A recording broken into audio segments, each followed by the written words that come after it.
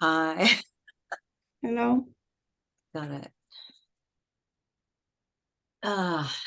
So there's Megumi, and have we anyone else waiting or not yet? Not there yet, but Not there yet. few more minutes. Let me know when you think I should start, Ola, because I can go through some of the work for this week. Yes, please, Anna. Okay. All right.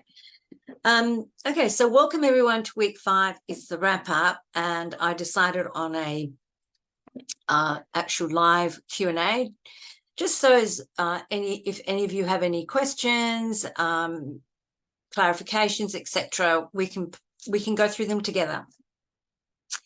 All right, so I was going through the notes for this week, and I did pick up a couple of things that I apologize for. One, the social policy report, the link doesn't work. Sorry about that. We did check things, but, technology being as wonderful as it is. Anyway, so I am actually going to send you a PDF of that report in my post, because I will be posting this to you as an announcement. The other one that I found was a bit of a problem was the codes of practice guidelines for researchers, and I linked on that and it was rescinded because it was an old link. All right, so I'm going to be sending through that that link to you in the same announcement post later today. And the other thing I'll be sending you, I know I've been busy, is there's a section that we've called the framing effect. It's a psychological concept of how issues and things are framed in society. For example, it gave an example. It talked about how different ways of saying things can bring up different emotions. So I had a look at the video again, the one that I've provided, and it doesn't go into the depth as much as I'd like it to. So I found something else for you, and I'm going to attach it to the announcement again.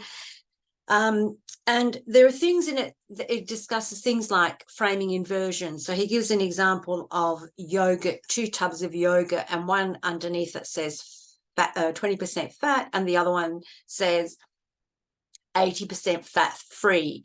And that's what the whole, that's what, part of framing is. It's reframing. It's saying things that are more appealing to people. What are they going to want to hear?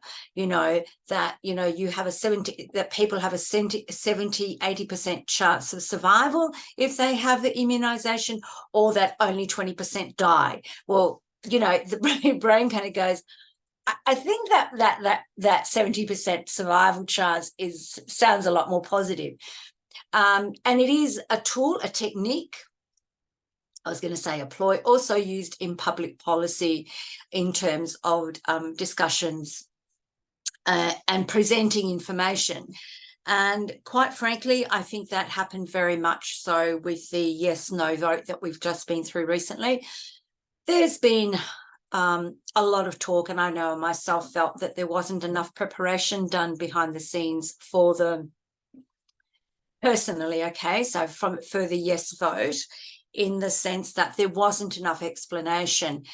However, how I voted was based on what I felt was equality and justice, and so I'm just going to share with you.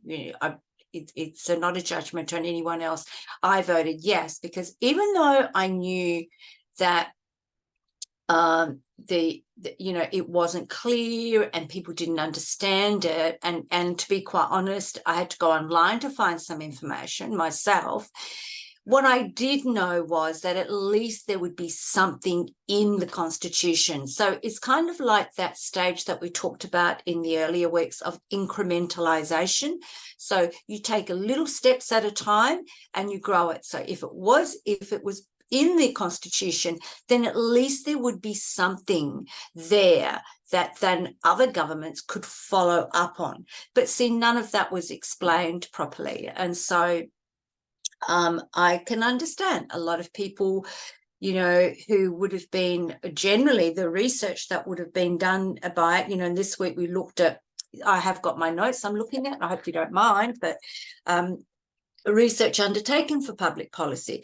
They would have had, their social indicator research and social impact studies, and they knew, majority of people supported giving, greater rights to Aboriginal people, being the traditional owners of this land, and bless them.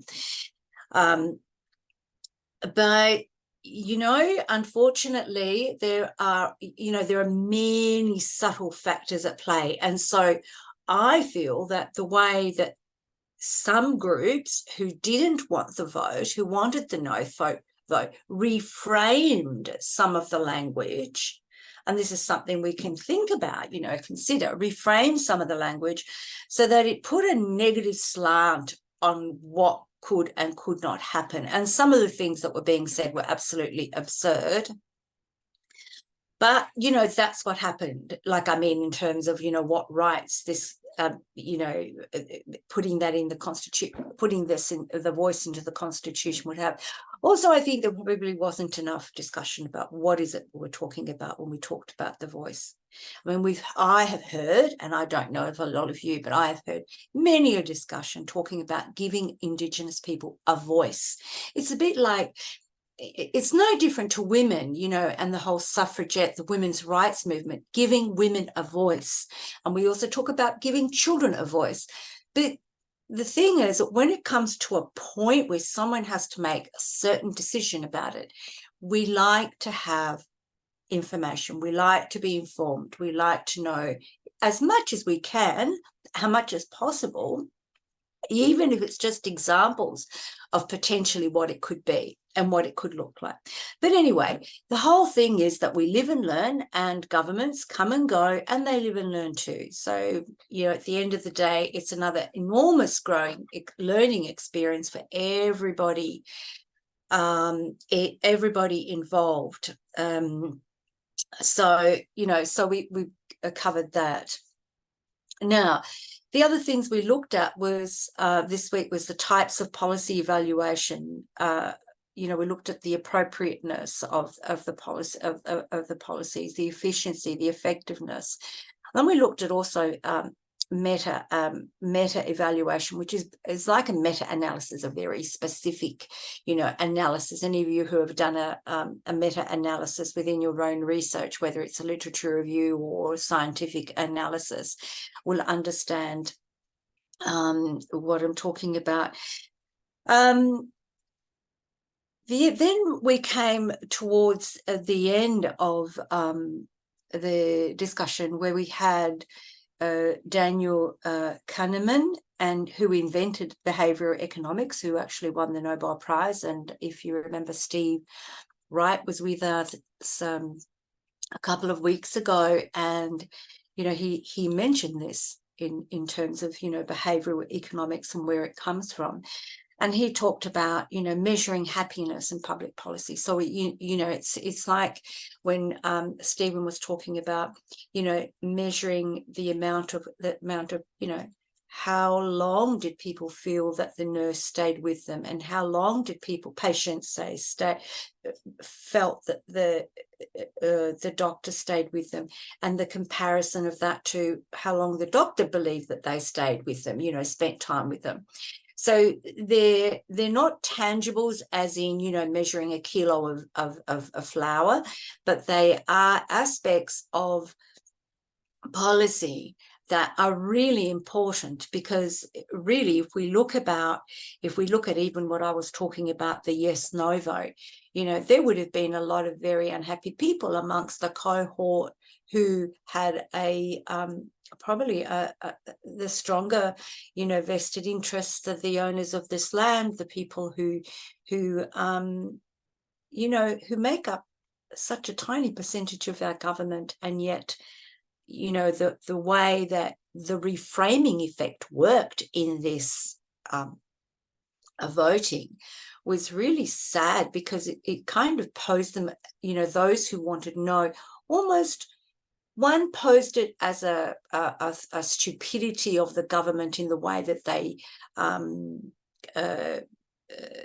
didn't give them what they wanted. But I guess if I can kind of go to those who wanted the no vote because they feared that they would lose their property or silly things like this, feared a minority. That is, I guess, some of why these behavioral understandings in economics, in the hard sciences, in the social sciences are so important, because we have to be able to manage these. We have to be able to manage, people's emotions, people's thoughts, be they politicians, and they are very important. I mean, you saw what ran up to the actual referendum, before the weekend. It is like these emotions get in the way, and I'm going to say they get in the way, and people, kind of, no matter how much social justice some people believe in, no matter how, democratic they want to see things, if they feel at all threatened, and if anybody plants a seed that there is a threat, which takes a lot of knowledge and understanding to trust. I mean, I kind of like, I'm quite eclectic in my thinking. So like right off the top of my head, I'm just thinking about even what's happening in the Middle East at the moment. There's these two countries clashing, Israel and Palestine, and who always make up the majority of the suffering, the women and the children and the young people, and the fighting has never won anybody anything, but it continues.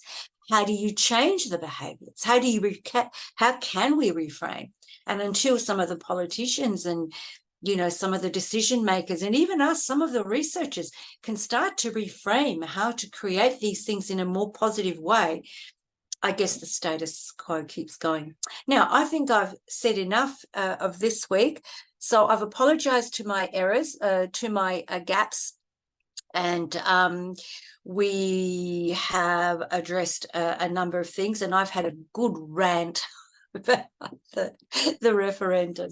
Obviously, you can see I felt quite passionate about it, but, at the end of the day, the majority votes, and that needs to be respected, and we keep going and working towards the greater good if we can. Now, I want to say hi to Anna. How are you, Anna? Is it Anna? Oh, Julie. No, we've moved. No, Anna is there. Julie is here. It's okay. And hi. Hi, Now, yeah. did any of you have a question, Mugami, or Anna, or Julie? Do you have a question? Just unthing yourself and talk to me.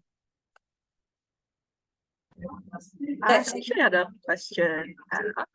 I feel like despite being in the course for 5 weeks, I think I've learned a lot of public policy, but fundamental question around like what exactly is public policy is still like on my mind. And I guess like for me right now, the consensus between laws and legislations and public policy. Julie, can I just, sorry, Julie, is there any background noise behind you? Can you hear it? Yeah, I'm outside. Oh, are you? Oh, okay. No, Sorry. no problem. It's okay. No, it's okay. I might just keep going. Yeah. So for you, it's about understanding what is this this thing called public policy anyway. Yeah, and how it's like, how is it different from like things like laws or legislations? It's not. Legislation is public policy. Yeah. Regulation is public policy. I guess this is the interesting thing, isn't it? Like society, we say, oh, there's a new legislation. Oh, there's a new law. Oh, there's a new regulation. Oh, and did you know that now, the water corporation asks us to pay these taxes, or,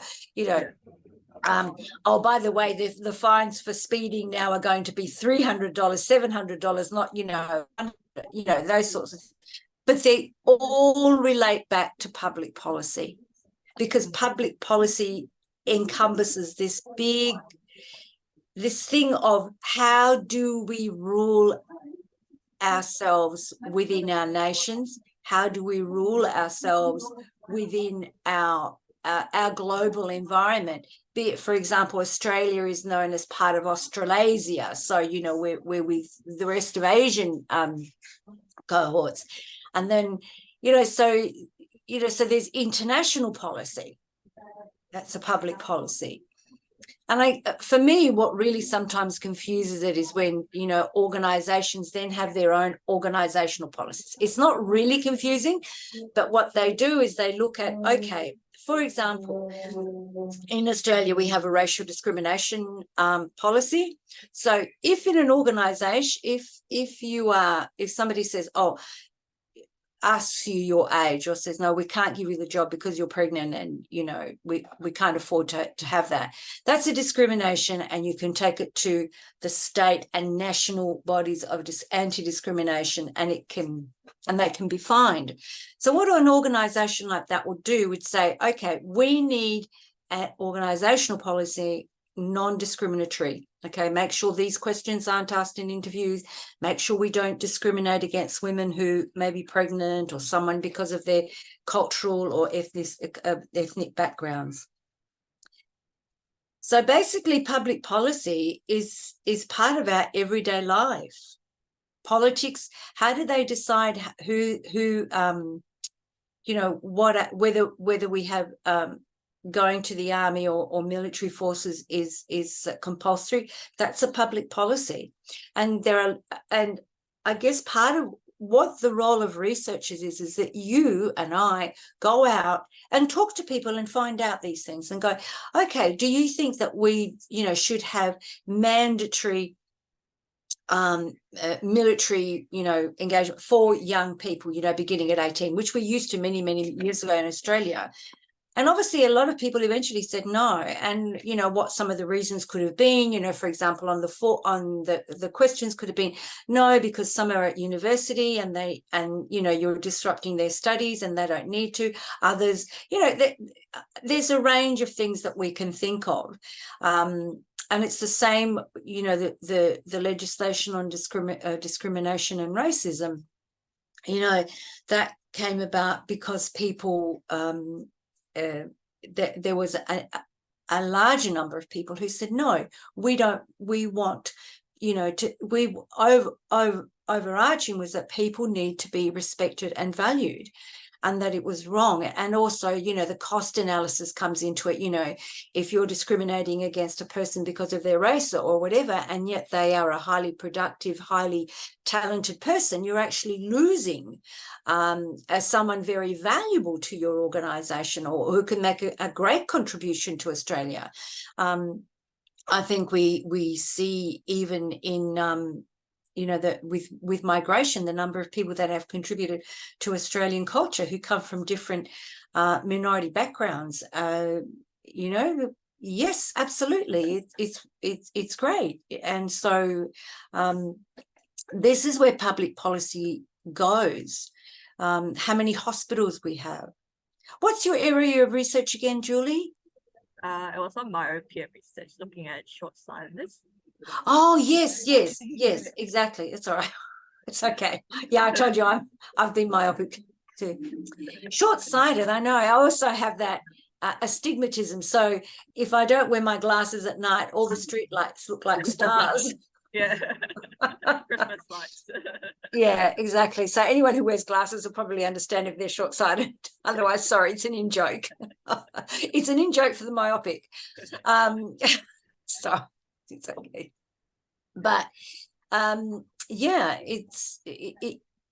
and if myopia, you know, as a condition increases over time, and you can relate it to things like, you know, being on a screen or whatever.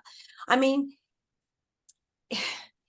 I don't know whether it can be legislated, but let me tell you this, that in Australia, okay, here in Western Australia, it was started.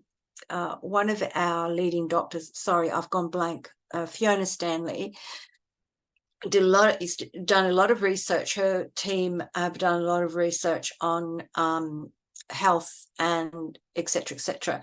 Basically, they recommended to the government that all bread that was produced in Australia needs to have folate in it, because folate was the one thing that was missing from the a diet of all, particularly with indigenous people and low socioeconomic people. There seemed to be a lack of folate in their diet, which was causing babies to be born with serious problems, deformities and various other serious problems. So that's what happened. So in all our bread produced in Australia now, they have they have folate included in. I think it's an example I give and it's an interesting story, because it's kind of like our bread, but it is because it's linked so directly to such an important lifeline in the whole lifespan process. Then the government felt they could do something about it. And it's also where, for example, like in Australia, in Perth and Western Australia, where I reside, we have the Lions Institute, which I think, pretty sure has connections with other royal eye institutes around Australia. But that is there specifically for research, and it receives government funding. So all of those things, Australian Research Council funding projects, the millions of dollars that go into that, where industry and government come together. Did I talk too much, and didn't make it clear what public policy is? No, that was great. Thank you. This is a bit like more of a reflection or idea than a question, but I feel like one of the things that I suggested possible policy and one of the discussions was maybe making it more mandatory for schools to have times allocated timetable for kids to take a break from screens and go outside, because outdoor activity is protective from silentness.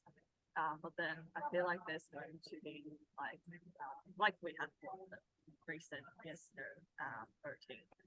There's always going to be a group of people going for and against an idea, but then I feel like it's complicated.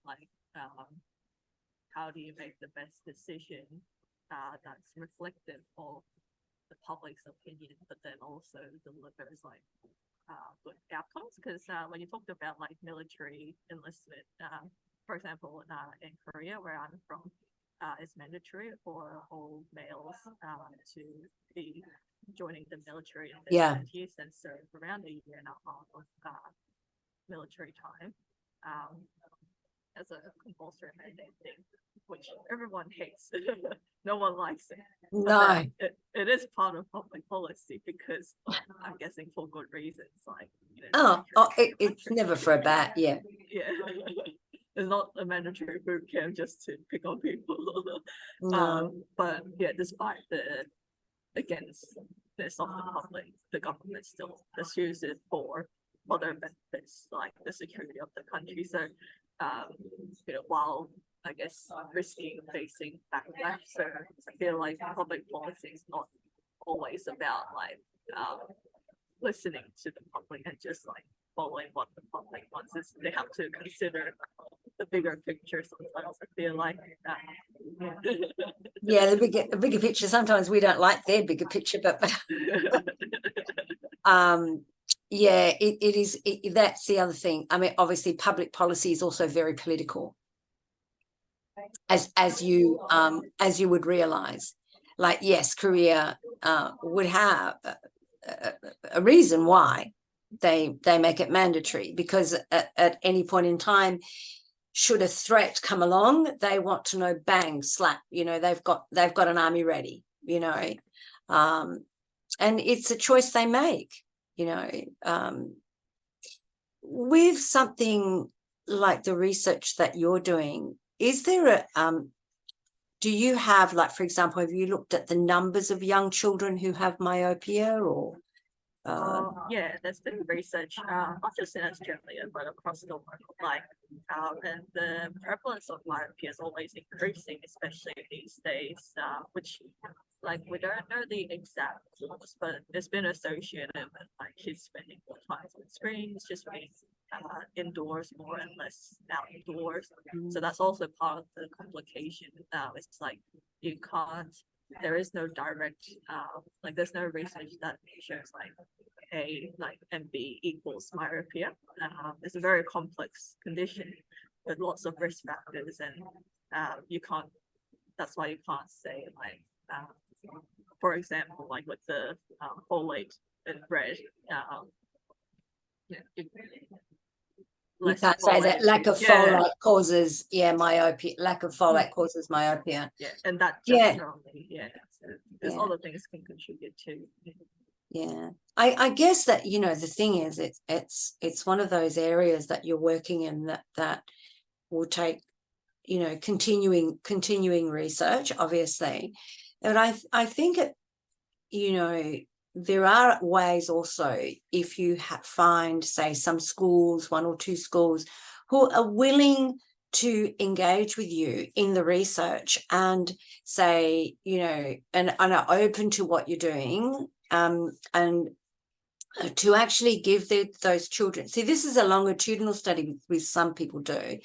They follow those children, like give them the breaks, and so they take them away from the screen for a certain amount of time.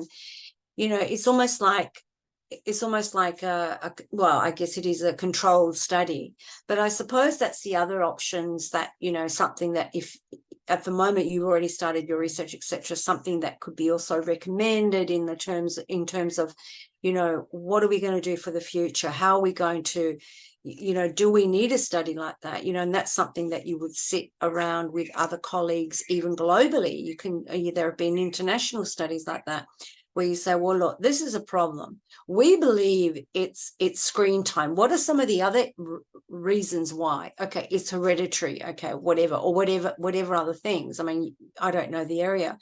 And even collectively, you know, and this can be like post your own personal research. I don't know where you're at with your wherever, but to actually, you know, long term, and sometimes I think this is something that I know Amanda raised in one of her comments in discussion for last week, is that she realized that, you know, if you see a path and you really want to follow it and you really believe in it, you've got to just keep persevering, you know, and it doesn't matter which government is in power. It can take a few generations. It's like last week when we had John Phillimore, he said a report that he had written 40 years earlier in his early career, someone called him and said, oh, did you write this report? And he said, yes, 40 years ago. It's like, okay, which is probably when he was 20, you know, like still early. And now they were going to use it. So that's why it's like research is a really amazing thing, because, you know, sometimes we can be asked to be engaged in a research that'll get us a result like that. Okay. And other times we ourselves, we have a passion, we have an understanding. And if you look historically, and this is hopefully a bit of, you know, like Madame Curie, you know, who invented the radium. Any of us who were researchers and scientists remember the big name, remember them. And she spent years and years and years just working away to find an answer, you know, to something that she really believed in. It's like, you know, Alexander Fleming and the invention of penicillin. You know, whoever would have thought you know, we would have some magical medication coming from, you know, oranges. What is it? The mold of the oranges. I don't know. You know, this is where you know, it's wonderful. It's, you know, it's like, I kind of think sometimes research is a bit miraculous, you know, that what people come up with.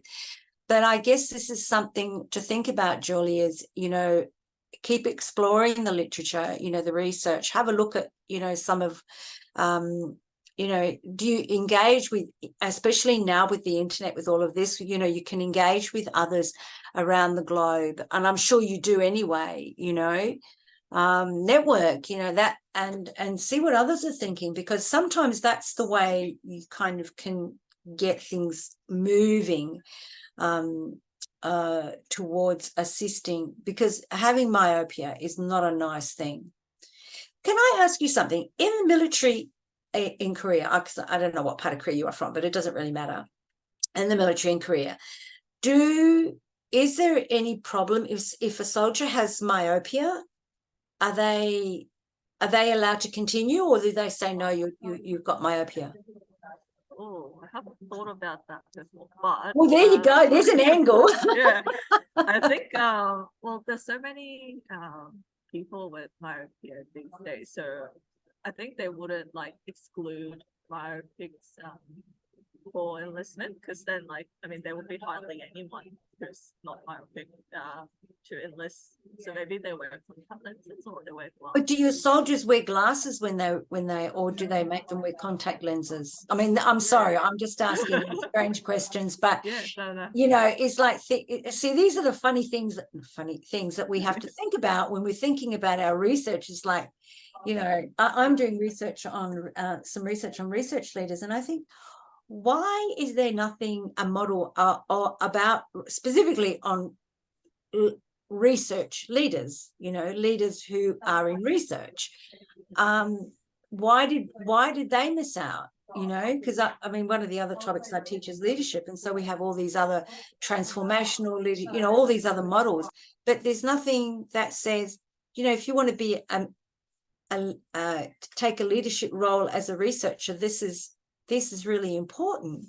Do we forget about it because it's so close to us? You know, it's like, it's here, you know, it's here, but we yeah, they don't really teach us too much about it.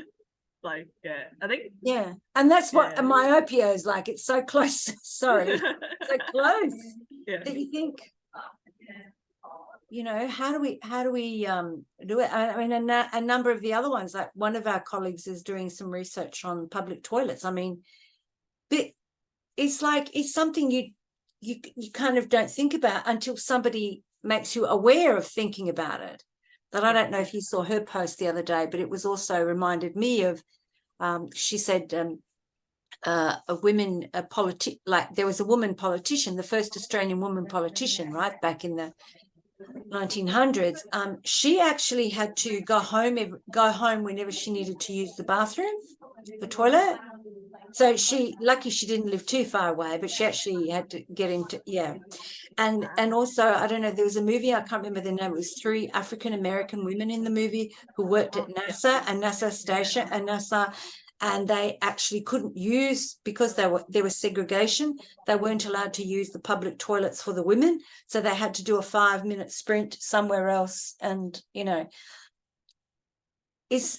sometimes it's the little things like that that we as researchers identify and bring to the fore and make life more comfortable for others.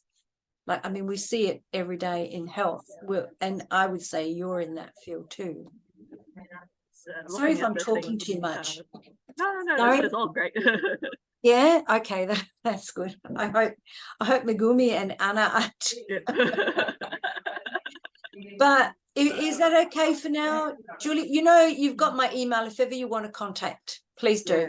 Okay, yeah, I'm more than happy to send resources or whatever I can find. Okay, because I love all research. That's why I love teaching these things. Anna, how are you? Hi, I'm good. Thank you for giving us this space. I haven't been able to attend all the sessions though and read through the material as yet. But thank you so much. The sessions have been really nice. Even the previous weeks, the Thursday sessions were really nice. Thank you. I'll come straight to the question. I'm really perturbed with what is happening in Sudan or in the Middle East right now. And I'm just wondering, is there a mechanism to hold countries accountable? I'm not talking about, I'm also talking about, for example, taking the offensive forces right now to court for committing war crimes, but also in terms of who says no to ceasefire. Why are people, like, why are countries, how are they in this day and age able to say no to ceasefire, abstain from that vote, and say no to that vote? Like, is there any role that citizens can play to actually hold them accountable for such a obvious thing? Like, I maybe I'm too passionate about this right now, but like, I'm No, just wondering, is there a mechanism in the public policy space? The only mechanisms, not the only, but the mechanisms we have are the United Nations. All right. Yeah. And How are they doing anything? There needs to be a way to you know, hold them accountable. Is that you know what you're dealing with? You're like, I mean, the United Nations came about after the Second World War. Okay, so you're probably aware of that. Like before that, there was no such thing. It was like, you know, when League of people Nations. agreed or disagreed. Okay. The thing is that we're dealing with emotions here. And I mean, that's obvious. We're dealing with emotions, right? And casualties. Dealing with people who are feeling pain and they refuse. They're so blinded by their own pain that they can't see the others are suffering too. And I think what gets me the most is that it's always the women and the children who are the ones that are suffering the most. Okay, the men are suffering too, but that is like, who gives these entities the right to go in and destroy other people's lives? It's historical, Anna. It's not just now, unfortunately, and it hasn't stopped. I mean, Palestine and Israel have been fighting, particularly since the Second World War, and it was England, the English, the British rule, who actually created the, you know, two-nation theory. They did that with my country. They did that with my country. They divided my country into two states. Where you come? So India got divided into I remember that. And that's exactly what they did with this state. It wasn't their land to begin with, and they just said, oh, why don't you go there? Whereas the Jews had been very Europeanized and they had no Arab culture in them. Ideally, they should have been given any land in the European space. These are Jews on Twitter saying that. But either way, I'm not even talking about whether it's historical or not. If we've been dealing with this problem historically, are we looking at solutions to bring these entities, including UN, to account? I don't know. And I'm wondering. You know what the main problem is? The main problem for me is that the only solutions that people have been using until now, and I would say historically have been using, is the threat of warfare if they start war. You know, you cannot bring peace into any country by threatening with a war and threatening with violence. And that's all they've done. Historically, that's all that's happened. So I mean, I was devastated when I heard Barack Obama one day. I thought, he said, we're going to war in the Middle East for peace. And I just thought, no, you've got that sentence all wrong. You can't go. And I thought, okay, you've made your error. Martin Luther King and Gandhi would never have gone to war for peace, because they knew in their wisdom, even though they died at the hands of aggression, but that's got nothing to do with it. The thing is, what they were teaching was, you need peace will bring more peace, violence will bring more violence. And that's exactly what we're seeing. Yeah, it's been like 75 years of daily oppression, when Hamas yesterday, like on 7th, went in for a full-blown aggression. And by the way, Hamas is like an Israel product. So like, it wasn't out of nowhere. But either way, I'm still like wondering, is there any way to bring UN to account? UN is doing nothing. It's doing nothing. It's tweeting with hashtags. It's not doing anything to hold its Security Council to account. Have you ever thought of working in the United Nations? I don't want to. I don't want to be a part of that criminal organization. I know, but that's why a lot of young people are saying, I don't want to be a politician, because all politicians are crooked. But he said, I will be a politician. I have worked with politicians back in my country. I will work with politicians, but with these sort of because politicians, specifically those who are brought to power by people, I will work for that kind of an entity. UN, no. I But don't, you know, there are some good I don't people know. in the UN. There was a I can't remember his name, but I'm sure we could find it. Mhm. He was a member of the United Nations from an African country, and he said that we need to dissolve all military and to call them peace corps. Now, can you imagine if all the military across the globe put down their guns, put down their ammunitions, and worked for peace? And he was right. That's the only way that's the only way to do it. Like, I'm kind of like, I'm old now. I'm getting up, like my age. I have seen so many wars and so many, yeah. and even in the Middle East. I mean, I was in Iran at one time when during the war with Iran and Iraq, okay, and I went to the cemetery with my ex-husband's family, and it's awful. It was awful. It's awful to see these people fighting for what? Because at the end of the day, it's people fighting for material things. Yeah, it's No land. one's, Land. no It's the one's, right to self-determination, which is I, allowed. I don't understand why there is such, I like, don't get it. how, and you're right, why have they not somehow come to some understanding or agreement between Israel and Palestine, because the thing is, they all both want the same thing. They want the same toy. I want this book. And it's like, well, maybe we could have the book, do what Solomon said, is halve the book, have half each. Maybe we could, but nobody's giving in. They want the It's whole not even about that. It's literally colonization. It's literally, I'm not even going to go into the nitty-gritties of what that is. It's not I a very know complicated. It's I know exactly what India is doing to Kashmir. India has occupied Kashmir and Israel is occupying Palestine. Why? Because the British allowed it. The British just allowed it, thinking it's their land. There's no indigenous rights, neither in Kashmir nor in Palestine, that were given any attention or any, right due diligence to. But anyway, point being, over the course of years, we're not aware of any way to bring UN to account or its Security Council. For example, US has vetoed twice now the resolution to bring humanitarian aid and to bring ceasefire in. But there's no way to bring these people, these entities to account, right? Is that right? Am I getting that correctly? Yep.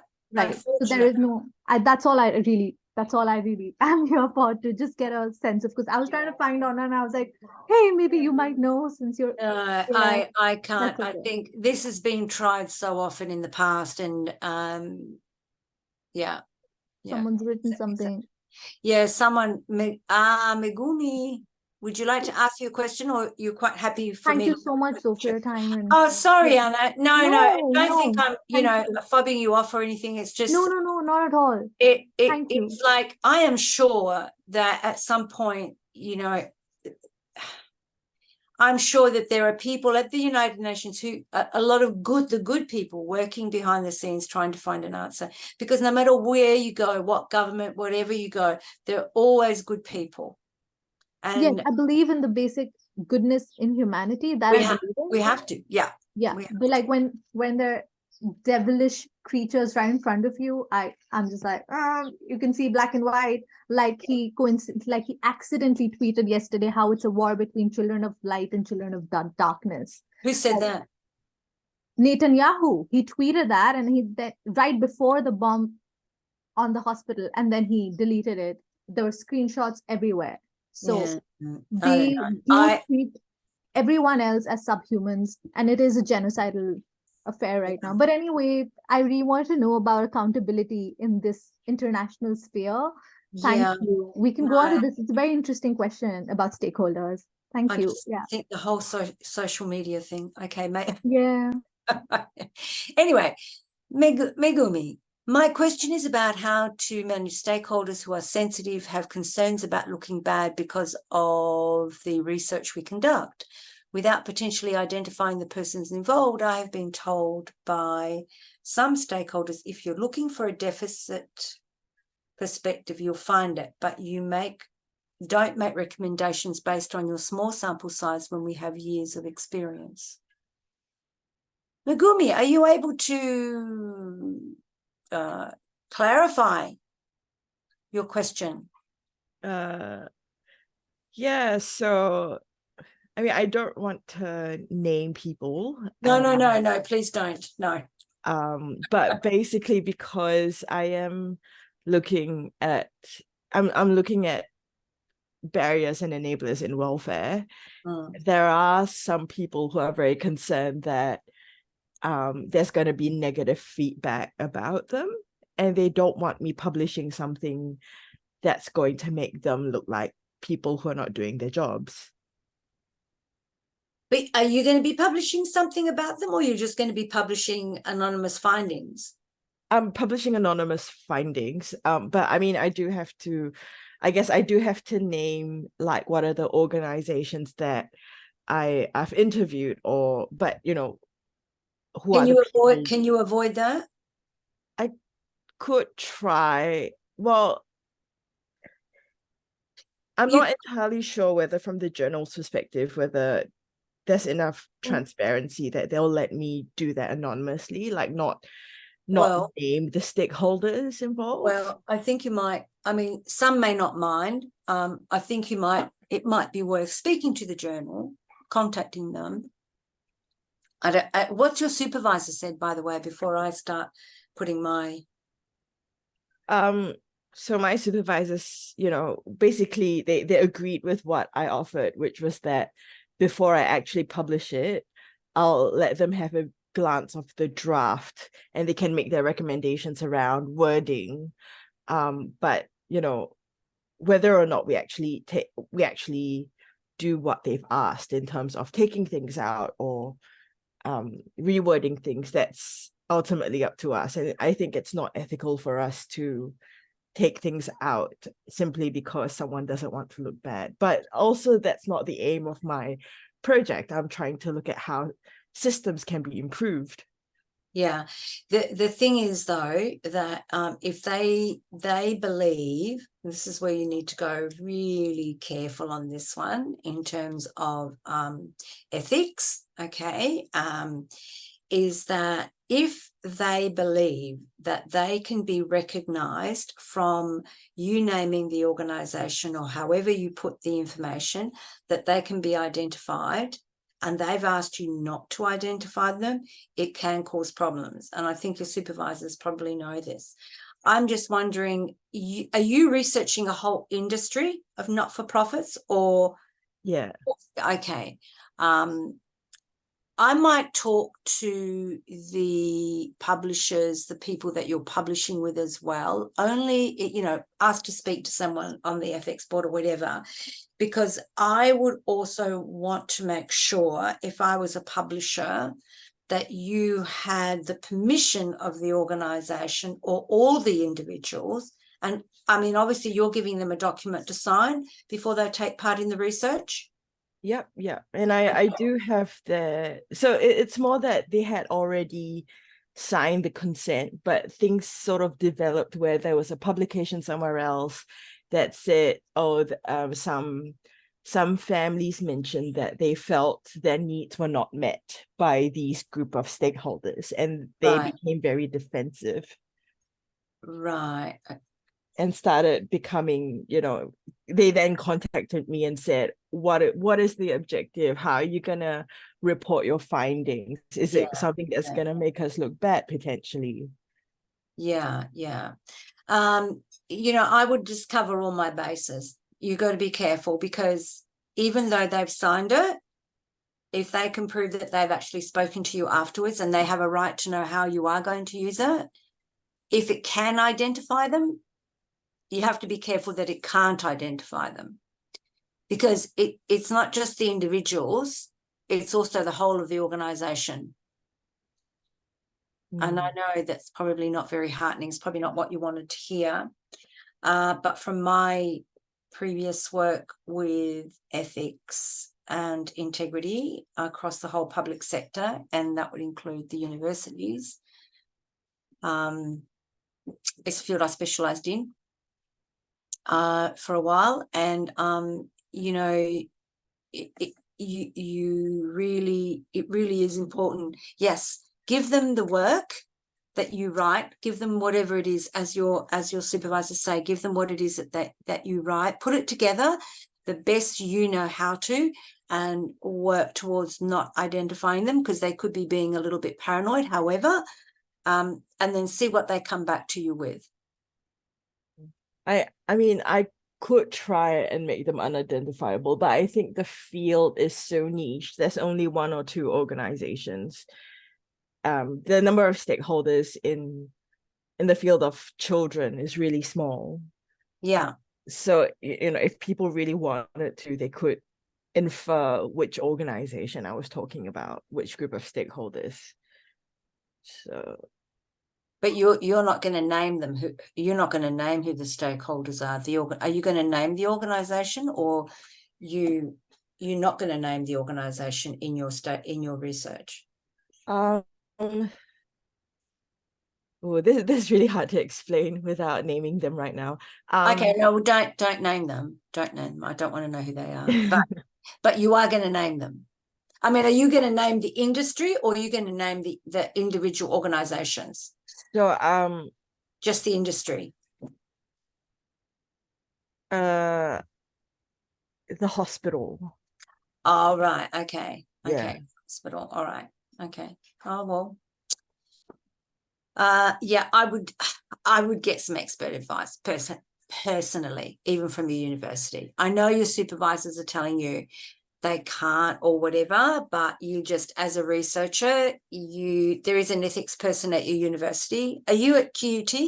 Yep. Yeah. Go to someone at the university who deals specifically with the ethics, etc. And you can confidentially explain to them what the situation is, because, see, this is an open forum, so that's why there's no way, I don't want to know who, where, what. But when you're speaking to the person there in the ethics area who deals with these matters from a legal perspective, because you do have lawyers on campus, explain to them what the situation is and what is the best way to manage it. Okay. This is to protect you, Megumi, because you are the author of this, and at the end of the day, you want to be careful. Now, your supervisors might think I'm being totally exaggerated. Maybe I am. I don't think so. I've seen too many things go. You know, you don't know. I don't know how nervous this hospital is. I don't know who they are, what's happened, anything. And it could be nothing. But the ethics people, the ethics committee, they would be able to guide you and tell you how to do it. And, you know, probably nothing, just go ahead and just do it, whatever. People can't identify, they can't identify. If people want to guess, they guess. But you don't have to say yes, you just say it's anonymous. You know, that's the other way of managing it, I suppose, is to say, oh, you know, there's only a couple of places, it must be this one, and say, sorry, you know, confidential. Okay, thank you. That's okay. I'm not sure I answered it, but I've probably answered it really cautiously.